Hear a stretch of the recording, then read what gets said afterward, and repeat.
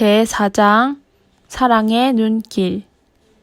하나님과의 관상적 합일에 도달하려는 이는 몸과 마음을 다한 억제의 실천과 거기서 생기는 열성에 찬 분위기 속에서 묵상과 기도의 수련을 쌓아야 한다. 십자가의 성 요한이 가르치는 이 묵상은 영혼 안에 자아 포기의 의지를 키우려는 목적을 내포하고 있다. 사실 성 요한이 우리를 하나님과의 합일에 이르는 저 철저한 정나의 길에 들어서도록 가르치기 위해 거듭 권고하는 점은 완전한 자아 포기의 모범이신 그리스도를 본받으려는 원의와 그 실천을 그리스도께 배워 익히도록 그분의 생애를 알려고 하는 큰 소망을 우리에게 일깨워 주는 데 있다. 사랑에 불타는 묵상 안에서 그리스도께 깡그리 마음을 들였을 때 누구나 다 그리스도처럼 살아보고 싶은 원의에 불탈 것이다.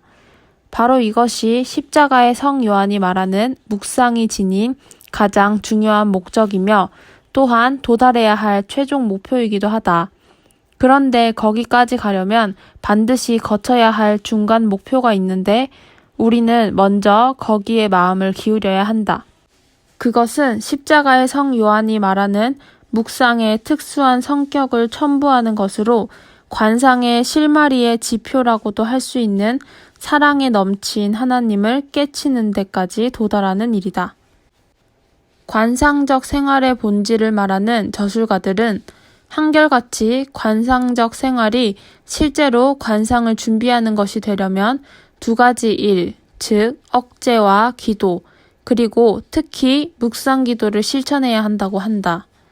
그러나 묵상이 어떠한 모양으로 영혼을 관상회로 접근시키려는가에 대해서는 모든 이들이 보여주지 못하고 있다. 다른 것과 마찬가지로 이 점에서도 역시 십자가의 성 요한은 참다운 모범이다. 물론 성 요한은 예수의 성녀 데레사에게 많은 도움을 받았지만 우리가 다시 상기해야 할 것은 성 요한은 데레사적 영성의 신학자이며 개혁 가르멜의 영신적 어머니로부터 그 본질적인 것을 받아들이면서 거기에 학문적인 체계를 끌어들인 사람이다. 묵상을 가르치는 데 있어서도 성 요한은 온전히 데레사 성녀에게 기초를 두고 있다. 그러므로 성 요한의 생각을 더욱 명확히 알아듣기 위해서는 가르멜의 위대한 성녀의 가르침을 조금이라도 다루지 않을 수 없다.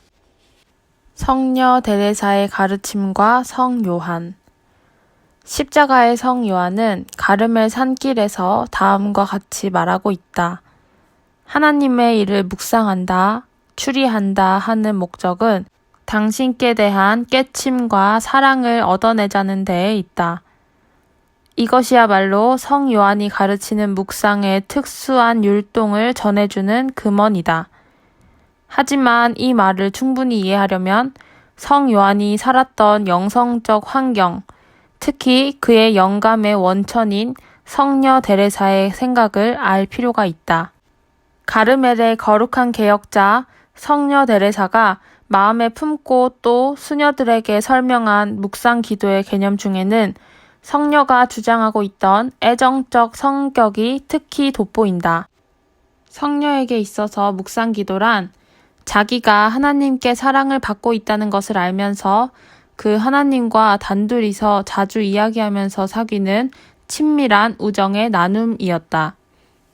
결국 이는 사랑의 친교이다. 사람은 하나님께서 자기를 사랑해 주심을 느끼고 한편 자기도 주님께 사랑을 드러낸다. 즉, 사랑의 부르심을 느끼기 때문에 하나님과 더불어 사랑을 속삭이게 된다. 그래서 데레사 성녀는 거듭 묵상 기도란 많이 생각하는 일이 아니고 많이 사랑하는 일이라는 것입니다. 라고 하였고 생각하는 일은 사랑 아래 두라고 강조하고 있다. 물론 묵상 기도 중에도 생각은 하게 되지만 슬기로운 자가 되기 위해서가 아니고 더욱 깊이 주님을 사랑하기 위해서다. 그러므로 성녀는 다음과 같이 강조하고 있다. 묵상 기도 중 줄곧 생각만 하면서 시간을 낭비해서는 안 됩니다. 잠시 생각한 다음에는 주님이 그대들을 사랑하심을 깨닫게 될 것이니 그 생각을 멈추고 주님 앞에 차분히 마음을 가라앉히고 여러 가지로 사랑에 넘친 대화를 나누십시오. 그리고 그 대화 중에 마음을 활짝 열고 주님의 영광과 또한 그대 자신을 위해 요긴한 모든 것을 하나도 빠짐없이 말씀드리십시오. 라고. 성녀 데레사가 말하는 묵상 기도의 본질이 여기 모두 요약되어 있으며 따라서 성녀에게 있어서 묵상 기도는 하나님과의 사랑 가득한 대화라 함은 핵심을 찌른 말이다. 개혁 가르멜의 신학자들이나 영성 생활의 지도자들은 성녀 데레사의 가르침을 하나로 종합된 체계를 세워서 사람들에게 손쉽게 가르칠 수 있도록 하려고 생각하였다. 이것을 위해서 묵상 기도의 그 구체적인 발전 가운데서 나타나는 여러 가지 부분과 각 시기에 따라오는 구별을 설명하면서 하나의 작은 묵상 기도 방법을 제안한 것이다. 이것이 훗날 가르멜의 여러 수도원에서 널리 사용하게 되었으며 개혁 가르멜 시초에 수련자의 교육이란 책 안에 수록된 요람의 가르멜 초대 저술가들에 의해서 여러 차례 주석이 나오게 되었다. 그것을 책에 잡은 사람이 성 요한이었는지는 확실치 않다. 그러나 성 요한이 그것을 승인한 것은 의심할 여지가 없다. 왜냐하면 개혁사가 말해주듯이 그 수련자의 교육의 인쇄를 허가하는 공문서에 검토하고 교정한 후에 성 요한이 서명하고 있기 때문이다. 이 방법을 직접 설명한 성 요한의 저서는 전혀 남아있지 않지만 그 이유는 성 요한이 그의 저서에서 묵상의 영역에서 벗어나 어떻게 점차로 관상에 옮겨가는가를 설명하는 데 불과했기 때문이다. 성 요한의 전기를 맨 처음 쓴 작가는 이 점에 대해서 아주 명백히 말하고 있다. 사실 성 요한에 대한 가장 흥미로운 전기를 남기고 또 성인의 가르침에 대해 많은 반대자가 있었던 시대에 그의 옹호자였던 예수 마리아의 요셉 키로가 신부는 특별한 소책자에서 성 요한이 제자들에게 가르친 묵상 방법을 설명하고 있다. 키로가 신부의 설명에서 우리는 성녀 데레사의 가족에게 있어서 전통적 것이 된 작은 묵상 기도 방법의 본질을 모두 다시 찾아볼 수 있다. 그러므로 우리는 묵상의 실제적 문제에 관한 신비 박사의 가르침을 명확히 책에 잡는 데 필요한 모든 기록을 가지고 있는 셈이다.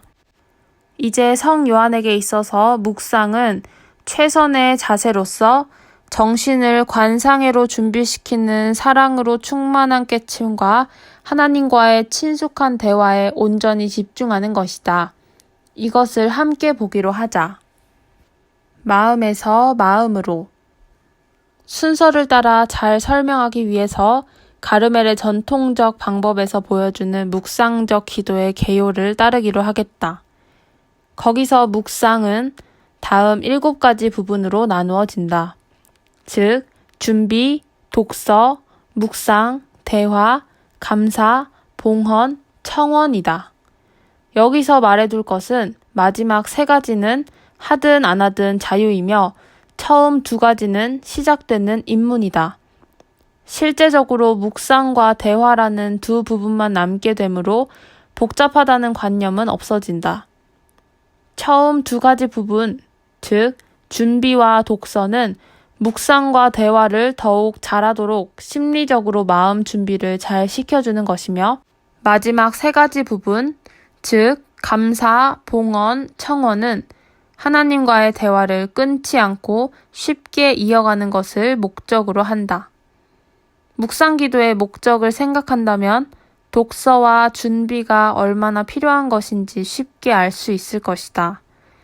만일 묵상 기도가 우리에 대한 하나님의 사랑을 돌이켜보는 데서 시작되고 또한 그것으로서 키워질 하나님과의 사랑의 대화에 귀결시키는 것이라고 한다면 그런 추리는 하나님께서 우리를 사랑하고 또한 우리에게 사랑받기를 원하신다는 뚜렷한 확신을 보태줄 수 있는 제목을 선택해야 한다.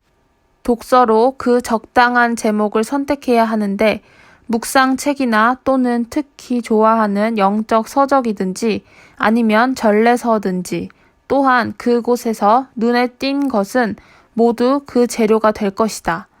준비가 얼마나 요긴하며 또 준비는 어떻게 하는가에 대해서는 묵상기도의 본질과 그것을 지탱하는 것이 하나님과의 사랑의 대화임을 알 때 쉽게 이해할 수 있을 것이다. 누구하고 친밀히 이야기하려면 그가 그 자리에 있어야만 한다. 왜냐하면 정다운 이야기는 멀리 떨어져서 하는 것이 아니기 때문이다. 만일 아주 큰 소리를 내야 된다면 정다움은 가셔질 것이다.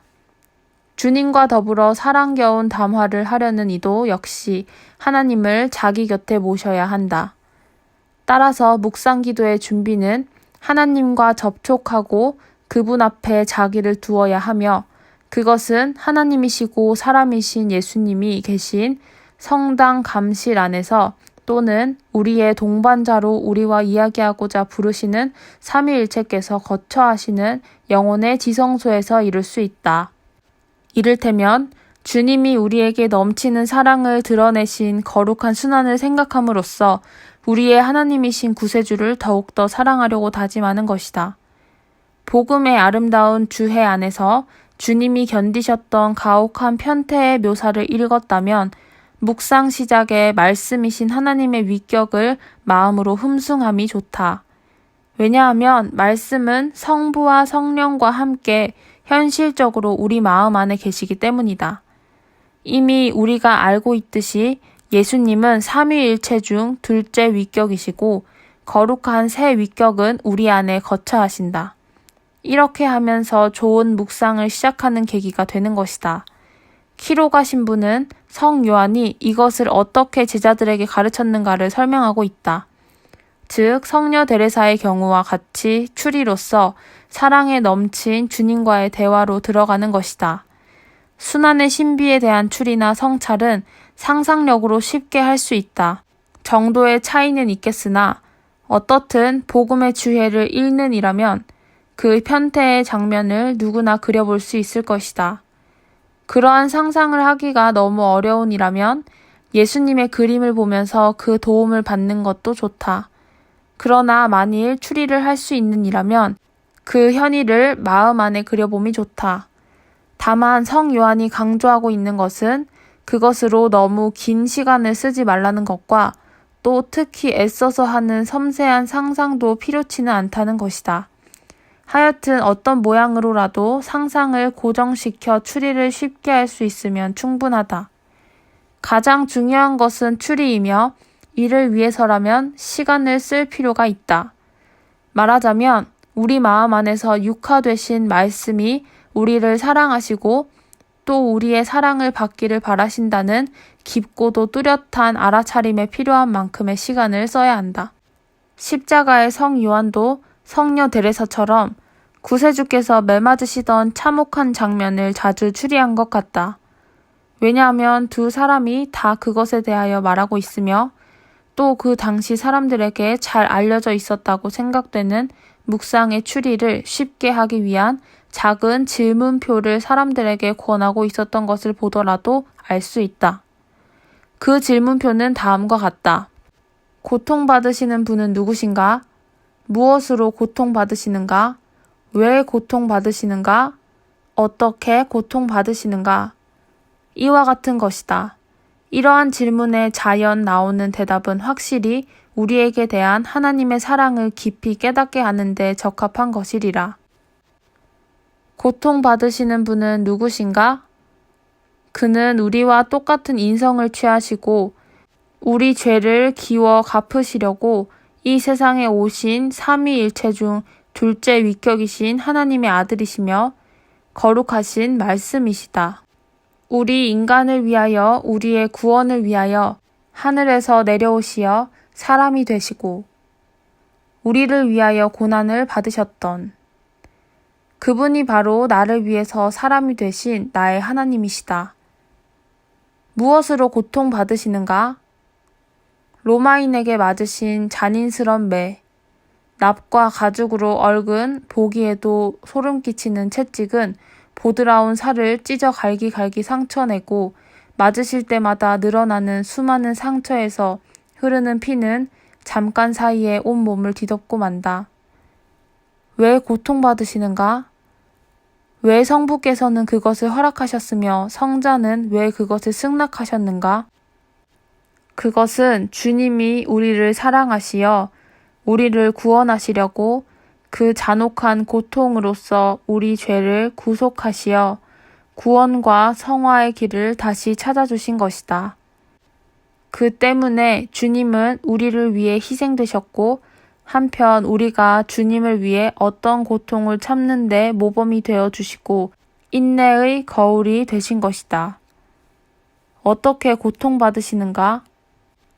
죽기까지 고통받으시면서도 끝내 침묵하셨으며 매도 피하려 안 하신 이 인내 자체이신 어린 양을 보아라.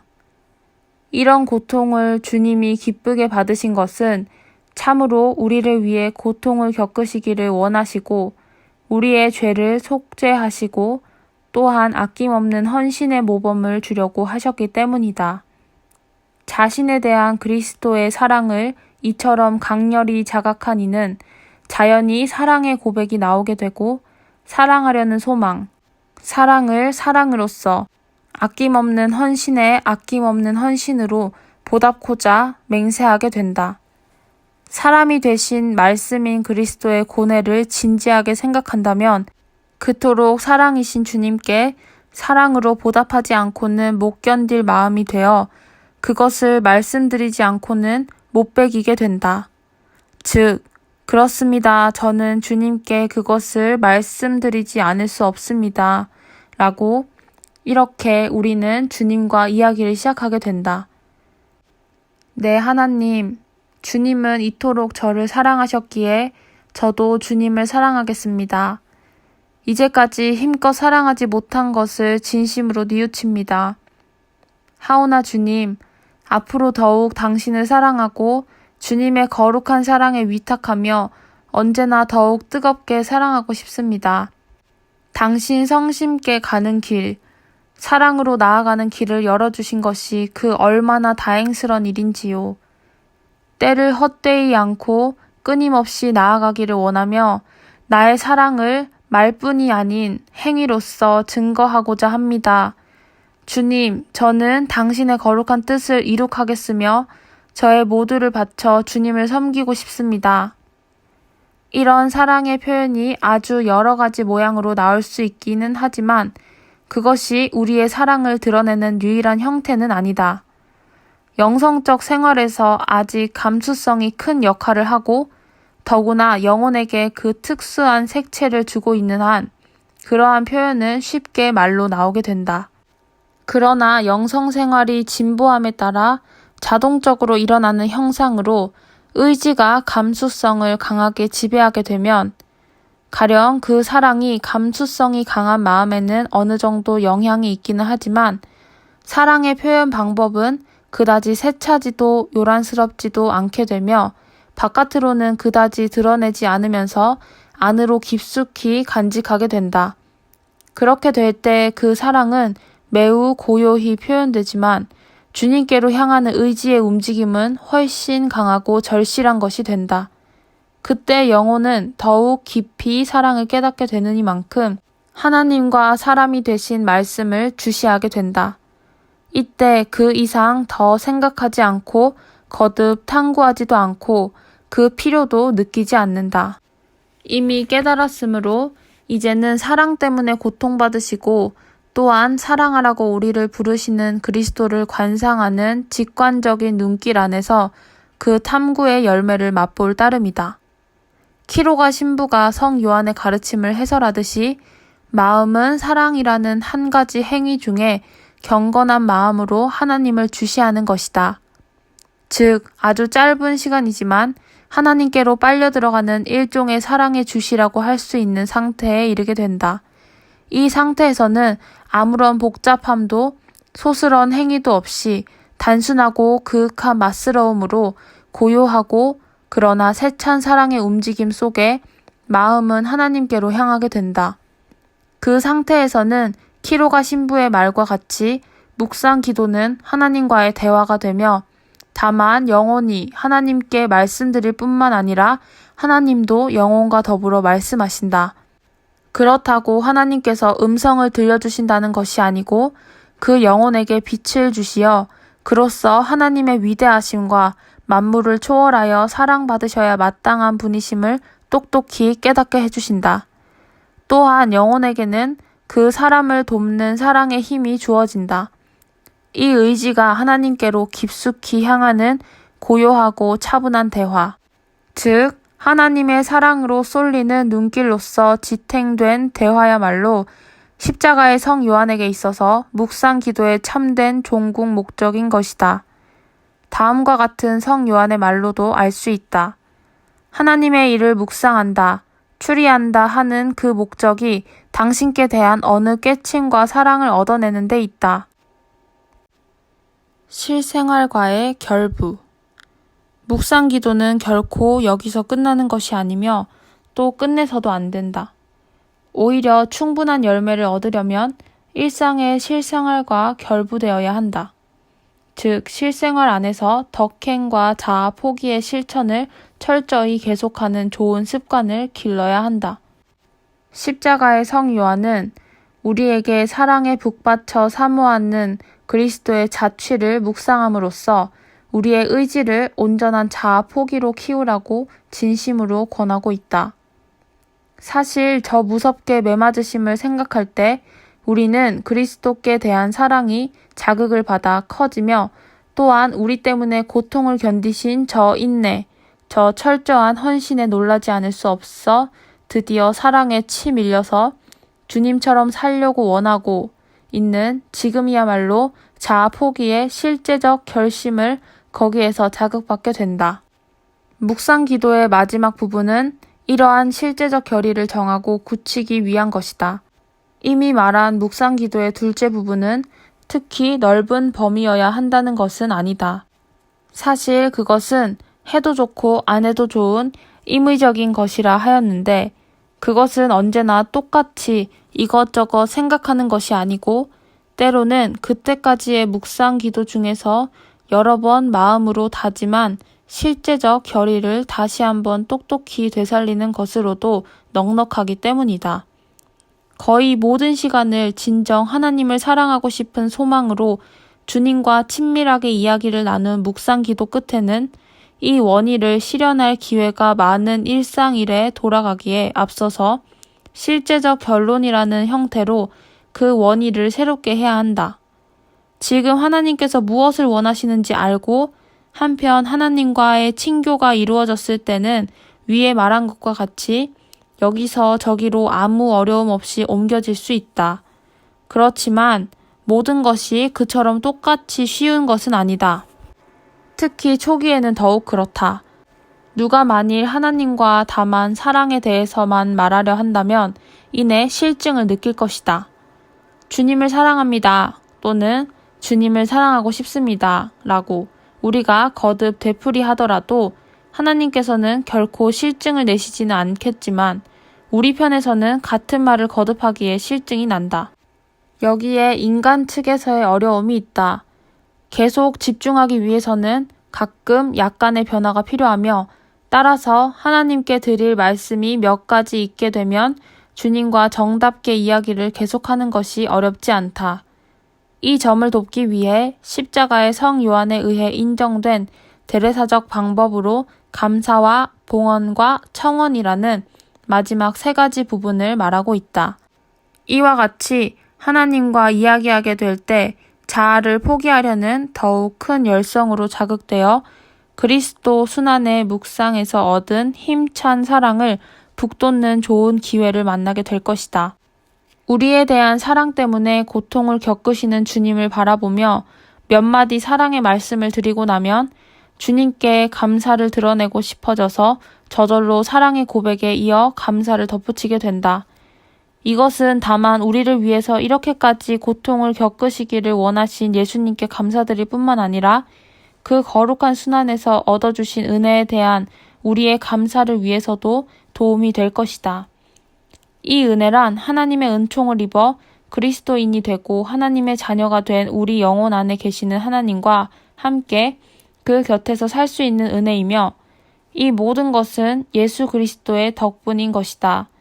이 감사에 관해서는 다만 우리만이 아니라 하나님의 은혜를 함께 받고 있는 많은 벗들을 위해서도 감사할 수 있다. 여기서 감사의 마음으로 뜨거워진 영적 사람은 오랫동안 기쁨에 잠길 수 있을 것이다. 그리고 많이 받은 것을 자각하면 할수록 그 은혜를 보답하고자 느끼기 때문에 그 감사의 정에서 자연 무엇을 바치고 싶은 마음이 일어나게 된다. 이때 우리의 좋은 결심을 세운다든가 아니면 결심한 것을 지키려는 의지를 굳히기 위해 그것을 갱신하는 기회가 되기도 한다. 여기서는 막연히 주님을 섬기고 싶습니다 고 하는 것만으로는 흡족치 않아 더욱 세심히 현 생활의 실천에까지 마음을 쓰게 된다. 사실 하나님과의 합일에 이르려는 이의 이 실천은 작은 일이 아니다. 보다 쉬운 것보다 보다 어려운 것을, 보다 즐거운 것보다 차라리 덜 즐거운 것을 고르기 위해, 즉 온갖 집착에서 벗어나는 수단으로 억제를 실천하려면 얼마나 숱한 것에서 떠나야 하며 얼마나 큰 용기를 가져야 하겠는가. 이렇게 사람들은 예수님이 얼마나 나를 사랑하시고 그 때문에 얼마나 고통을 받으셨는가, 또 예수님은 당신의 행복과 건강과 생명까지도 나를 위해서 몽땅 잃으신 것을 깨닫게 된다. 그렇다면 예수님을 위해서 무엇인가 버려야 하겠다는 용기가 왜 솟구치지 않겠는가? 이렇게 될 때 끊임없이 지향을 깨끗하게 하려고 노력하며 또한 예수님과 성부님의 뜻에 의합하려고 이미 자기 자신을 위해서가 아니라 온전히 하나님의 영광만을 위해서 살고 싶어질 것이다. 그래서 사람들은 그 방해되는 장애를 없애려고 결심한다. 즉, 하나님의 뜻에 의합하지 않는 즐거움이나 너무나 관능적인 만족에 대한 집착, 안락을 찾아 얻으려는 애착, 또는 이웃에 대한 반감이나 무례, 곧잘 남을 헐뜯으면서 번번이 애덕을 범하면서도 남의 결점을 용서 없이 꾸짖는 자부심들을 모조리 없애기로 결심한다. 그는 말할 것이다. 이토록 나를 사랑하신 예수님은 그런 짓을 모두 싫어하시고 예수님 몸소 온전한 자아 포기의 표양을 내게 보이셨으니 그 고통을 나로서 헛되게 하고 싶지 않습니다. 왜냐하면 나는 정말 예수님과 서로 사랑하고 싶고 자신의 성화를 위해서 자기를 버리고 예수님과의 완전한 합일에까지 도달하고 싶기 때문입니다. 라고. 하지만 경험으로서 누구나 자기의 나약을 알고 성인이 되기 위해서는 좋은 결심만으로는 부족하며 그 결심을 충실히 지켜야 하고 또한 그것이 쉬운 일이 아님도 잘 알고 있다. 뿐만 아니라 거기서는 초자연적인 것, 즉 하나님의 은총의 생활이라는 것이 문제되기 때문에 예수님이 나를 떠나서는 너희가 아무것도 할 수 없다 라고 하신 말씀을 잊지 말아야 한다. 성화의 길에 진보하려면 하나님의 도우심이 꼭 필요하다. 이것을 하나님께 반드시 간청해야 한다. 그러므로 주님도 말씀하셨다. 구하라, 받을 것이다. 문을 두드리라, 열릴 것이다. 그러므로 주님의 문을 두드리면서 간청하자. 주여, 나를 도와주십시오. 주님 아니시면 나는 아무것도 할 수 없습니다. 라고. 나약으로 떨어졌던 지난날의 허물과 유혹 때문에 괴로웠던 때를 돌이켜보고는 더욱 간곡히 주여 내 영혼을 굳세게 해주시며 우리를 유혹에 빠지지 말게 하소서 라고 기도하게 된다. 이렇게 먼저 자신을 위해서 간구하지만 애덕은 그로 하여금 이웃을 위해서 친근한 이들, 가난한 이들, 죄인들, 임종자들, 죽은 이들, 사제들, 조국, 그리고 교회를 위해서 기도한다. 하나님께 간청할 것이 너무나 많다. 하나님께 사랑받고 있음을 사무치게 느끼는 이 사랑 가득한 분위기 속에서 그는 하나님의 도우심을 확신하는 깊은 신뢰로서 하나님께 이렇게 모든 것을 말씀드리게 된다. 하느님을 바라보다. 감사, 봉헌, 청원으로 이루어진 사랑 풍만한 담화를 통해서 사랑의 실제적 생활을 준비시켜주며 이 생활이 시작될 때 사랑은 아낌없는 실제적 행위로 나타나기는 하지만 또한 묵상의 결과로서 시작되는 하나님을 향한 사랑의 눈길이 지금까지 묵상한 추리로서 더욱 풍요로워졌으며 지적인 눈으로 친밀히 바라보는 육화하신 말씀과의 대화에 다시 생기를 돋아준다. 즉, 우리에 대한 하나님의 사랑을 깨닫고 그 때문에 하나님을 진정 사랑하기로 다짐하여 마음을 통째로 하나님께 향하는 것이다. 이와 같은 하나님의 사랑으로 충만된 인식으로 마음에 치미는 거센 사랑의 힘을 이용하여 그것을 더욱 결실 있게 하려고 실제적인 하나하나의 결심을 구체화하는 한편, 이 철저한 결의를 불붙게 하는 노력은 주님의 사랑을 자라게 해준다. 이러한 노력은 마음 안에 더욱 세찬 불을 당겨주며 하나님의 벗으로서 함께하고자 하는 참된 사랑의 소망을 느끼게 한다. 이제까지 본 것으로 미루어 결국 묵상 기도의 중심을 이룬 것은 하나님의 사랑에 넘친 깨침을 기르는 노력, 사랑 안에 깊숙이 들어간 영혼의 애정 넘친 눈길을 교환하는 하나님과의 대화임을 알게 되었을 것이다. 십자가의 성 요한은 묵상 기도에 이중의 목적이 있다고 한다. 첫째는 마음 안에서 주님께 말씀을 드리고 또한 하나님께서 마음 안에서 우리에게 말씀하시는 친밀한 대화의 영역에 이르는 것이며, 둘째는 마음 안에서 온전한 자아 포기의 의지를 잃지 않게 하는 것이다. 그러나 이미 말했듯이 둘째 목적은 첫째 것을 통해서 도달할 수 있는 것이며, 아낌없는 자아 포기를 다짐한 이가 더욱 굳세고 더욱 진지한 의지로서 주님께 그 사랑을 증명하는 데 도움이 된다. 그러므로 성 요한은 묵상 기도의 목적에 대해 다음과 같은 뜻깊은 말을 한다. 묵상한다, 추리한다 하는 그 목적이 당신께 대한 어느 깨침과 사랑을 얻어내자는 데에 있다. 라고. 이제 우리는 사랑의 깨침이라는 말로 성 요한이 무엇을 뜻하려는지를 알고 있다. 그것은 하나님의 신비를 마음에 새겨 깊이 고찰하는 것이며, 말하자면 이렇듯 우리를 사랑하시는 하나님을 한층 더 사랑하려는 분위기를 만들어내는 추리 끝에 오는 그 고요하고 평온한 마음을 말하는 것이다. 그 마음 상태를 우리는 고요하고 평온하다라고 하는데, 그것은 이 경지에 이르면 전에 해온 묵상으로 선하심을 더욱 깊이 알게 된 주님께 향한 단순하고 사랑에 넘친 눈길에 자리를 양보하기 위해서 이제까지의 여러 가지 사색을 정지시키기 때문이다. 그러나 단지 이 이유에서만이 아니라 다음과 같은 이유로도 그렇게 될 수 있다. 즉, 묵상하는데 이미 습관된 사람에게 있어서는 더욱 그렇다. 주님과 더불어 시작하는 대화도 역시 고요하고 많은 말이 필요치 않으며 말로써 표현하기보다는 마음이나 또는 의지의 단순한 동작으로서 주님 사랑의 반려자가 되는 대로 점차 옮겨가게 되기 때문이다. 하나님을 바라보는 이 소리 없는 사랑의 말 앞에 하나님께서는 그 마음을 비추시고 당신께로 가까이 당기시는 것으로 응답해 주신다. 십자가의 성 요한은 가르멜 산길에서 이 사랑에 넘친 깨침이라는 행위가 바로 영혼을 관상회로 준비시켜 준다고 하였다. 그도 그럴 것이 그것은 조금씩이라도 사랑에 충만한 눈길로서 하나님을 바라보면서 계속 머물 수 있도록 익숙하게 길들여 주기 때문이다. 또 성인의 말에 의하면 좋은 묵상은 자주 하나님과의 사랑의 반려가 되는 복된 때를 만들어주기도 한다. 이러한 것은 그때만의 한정된 행위일지라도 그것을 거듭하는 중에 영혼 안에는 하나님과 함께 있으면서 오로지 사랑 안에서 하나님을 주시하는 습성이 만들어진다. 그렇게 되면 적어도 그 능력에 상응한 어느 형태로 영혼은 어떤 유의 관상적 마음 상태를 갖추게 되어 심리적으로 관상의 눈길을 자신의 것으로 지닐 수 있게 된다. 더욱 앞으로 나아가려면 하나님께서 먼저 손을 내밀어 주시지 않으면 안 되고, 그것은 영혼의 갈망을 채워주시려고 그 영혼과의 만남을 위해서 오시는 것이다.